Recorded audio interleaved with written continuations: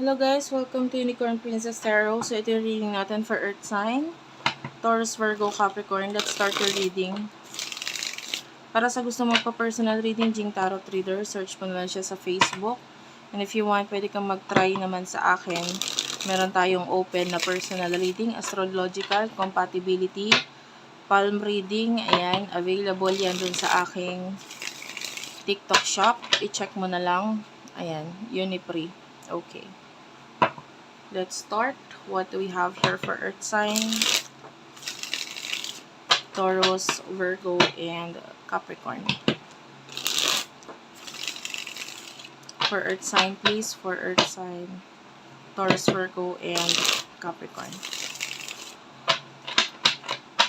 Messages for Earth sign.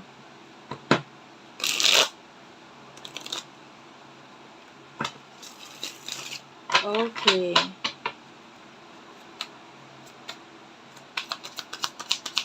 Messages para sa mga Earth sign. You do have the Judgment, the Hierophant, King of Wands. What's with the King of Wands? Knight of Wands. I can see you being, awakened dito with the Judgment. This is awakening. This is you with the Hierophant na pwedeng spiritually, no? Marami ka na natutunan, ang dami mong nalaman, lalo sa kakanood mo ng tarot readings, astrology, etc. Or kaka-research mo ng mga may kinalaman sa horoscope or whatever. Pwedeng ang dami mong nalalaman, dami mong natututunan. With the King of Wands, dahil dito, nagiging mas nagiging palaban ka. With the Knight of Wands, kung ano yung gusto mo, yung desire mo, yung nararamdaman mo spiritually na para sa'yo, parang gusto mong ilaban, parang gusto mong i-push. Especially with the Devil, this is you. Na parang, actually, wala ka na pakialam sa mararamdaman ng iba. This is what I feel is right. Parang ganun. Ito yung tingin kong tama, ito yung tingin kong ibinibigay, or, with regards sa universe, pwedeng may connection ka with the universe, with your spirit guides, with your angel guides, na parang nararamdaman mo na, ay, dito ako tinuturo, ito yung para sa akin, ito yung ilalaban ko, etc. And, somehow, ikaw na rin yung nag-guide sa sarili mo kung ano yung dapat mong gawain.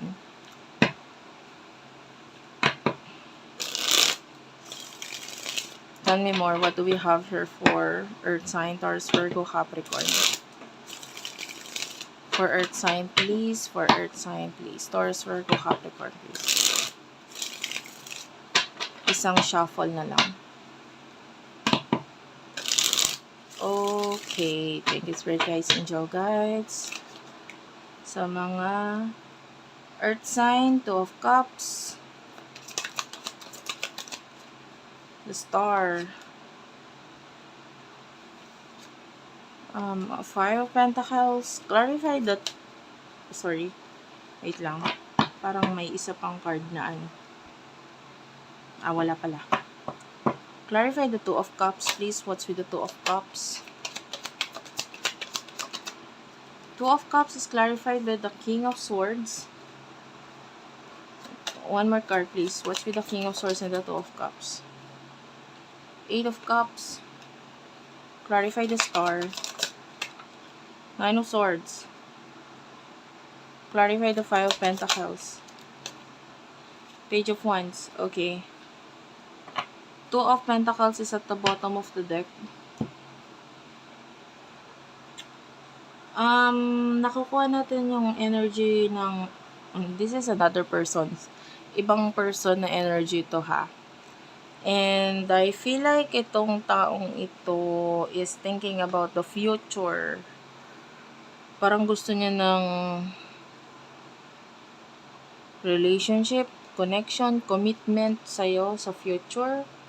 Pero parang, siya nagdadalawang isip. Hindi niya sure. Hindi niya sure sa totoo lang ngayon. And then, may times na parang, ano kaya, ituloy ko kaya to? May times naman na parang, wag na lang kaya, parang ganun. So, pabalik-balik. And then, the Empress. Nakikita natin yung pag-admire sa'yo nitong taong to. You look so attractive. Sexually, physically, emotionally, spiritually. May something sa'yo na parang nagugustuhan itong taong to. Okay? Andun yung desire niya eh. But with the Nine of Swords, I'm seeing here someone na parang nagiging insecure. With the Star, kasi mataas ang tingin sa'yo nitong taong to. I don't know if this is a person na parang member ba siya ng LGBTQIA+, gano'n. Or minsan na, pwedeng gano'n.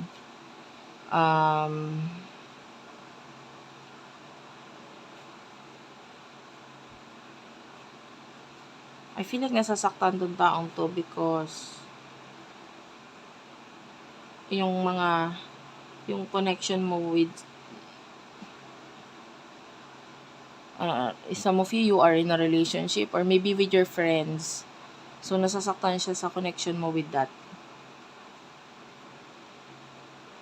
Ngayon, Five of Pentacles, Page of Wands. Nakakakuha tayo dito ng kung ano man yung mga problem mo, especially sa usaping pera. Kasi pwedeng may mga problem ka regarding pera. Very important yung mga ibibigay na advice sa'yo, na paparating sa'yo, mga tao sa paligid mo na pwedeng magbibigay ng advice, maybe with regard sa home. Hindi man siya talagang literal na advice, pero yung guidance, yung parang pahapyaw na, na advice, pwedeng makatulong sa'yo yun ngayon. Your focus is money eh. Nakukuha natin dito. And kung ano man yung mga, yung mga karanasan mo in the past, parang gusto mo nang i-apply ngayon yung mga learnings mo, yung mga natutunan mo regarding dito. Okay, let's move on. For Earth sign, please.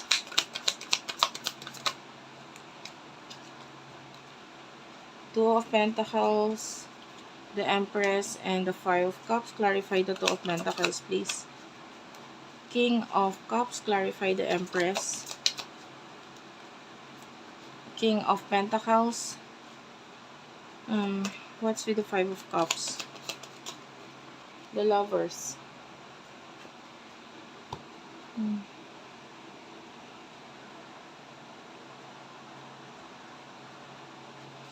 I don't know if you're dealing with a lot of people, maybe two or more people sa buhay mo, or maybe a lot of people are attracted sa'yo. They want to have a relationship, commitment with you.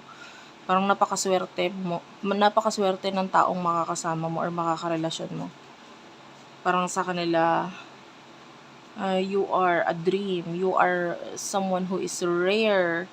Someone na parang, there's something in you na parang hindi basta-basta lahat ng mga nakakasalamuha nila katulad mo. Parang kakaiba ka. Parang ganun. And the Five of Cups,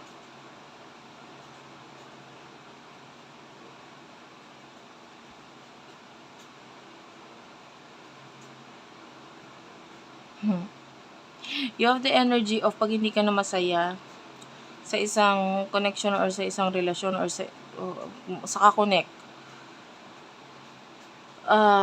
Nandun yung ikaw na tong parang tinatamlay or wala ka sa mood or madali lang sa'yo i-let go tong mga taong to. Pati sa friendship, ganun din. Pag nawalan ka ng gana, ayoko na. And hindi lang ngayon yan, in the future, ganun ka pa rin. The Seven of Cups is here. Yeah, in the future, I can see you do have a lot of choices. And you are the sun. Marami talaga ang makakapansin sa'yo.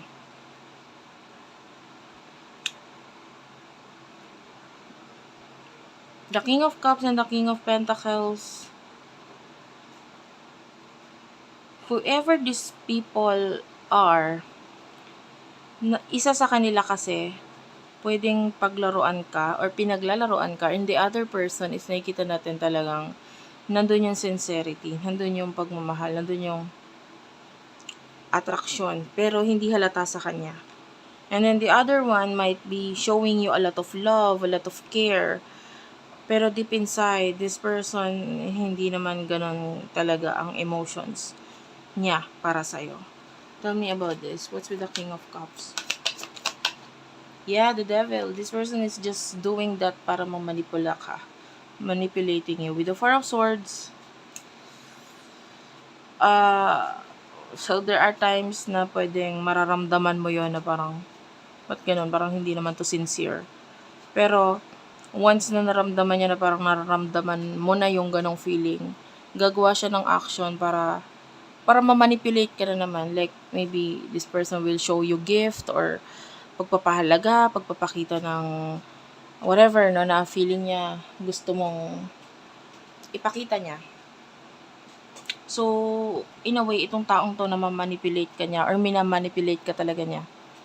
No? Pinapakita niya sa'yo yung mga bagay na gusto mong makita sa kanya para mapasunod ka niya or, you know, I don't trust this person, honestly. Hindi ako naniniwala sa kanya. Or maybe this person is using you. Nagagamit ka niya or may naibibigay ka sa kanya na parang nagiging dahilan kung bakit kailangan niyang ayusin. Hindi siya pwedeng pakita ng kung ano-ano lang kasi siya ang mawawalan. Parang ganun. And what's with the King of Pentacles? Okay, the King of Pentacles, you do have the Queen of Swords. This person might act distant. Parang maiwas, mailag, or cold ang energy with the Knight of Pentacles. Akala mo pera, karir lang, wala siyang pakialam. But deep inside, you do have the Hermit. This is Virgo energy. There's a lot of love mula dito sa taong to with the Ten of Cups. Diba? And,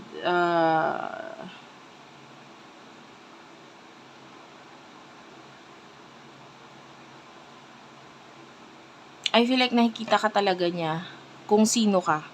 And yun yung minahal niya sa'yo. Yun yung nagustuhan niya sa'yo. Unlike the other person, nakikita niya kung anong gamit niya sa'yo. Okay, so thank you for watching, guys. I love you all. Please do like and subscribe to our channel, Unicorn Princess Tarot, Madam P TV, Virgo Philippines, Tapit Hapon TV, Water Sign Philippines, Madam P Vlogs, Libra Philippines. I love you all. Thank you for watching and bye-bye.